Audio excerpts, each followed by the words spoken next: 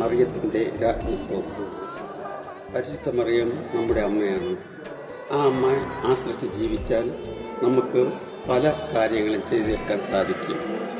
സ്വർഗാരോപണം ചെയ്ത ആ മാതാവ് യേശുവിനോട് പറഞ്ഞ കാര്യവും നമുക്ക് മനസ്സിൽ ഓർമ്മിക്കേണ്ടതാണ്. കാനായിലെ കല്യാണ വിരുന്നിൽ പച്ചവെള്ളത്തിൽ വീഞ്ഞാക്കുവാൻ യേശുവിനോട് പറഞ്ഞു.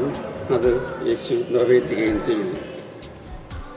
നന്മ നിറഞ്ഞ മറിയമേ സ്വസ്തി എന്ന പ്രാർത്ഥനയിലൂടെയും പരിശുദ്ധ മറിയമേ തമ്പുരാൻ്റെ അമ്മേ പാപികളായ ഞങ്ങൾക്ക് വേണ്ടി എന്നുള്ള പ്രാർത്ഥനയിലും മാതാവിൻ്റെ നിറഞ്ഞ സാന്നിധ്യം എപ്പോഴും ഉണ്ടാകും.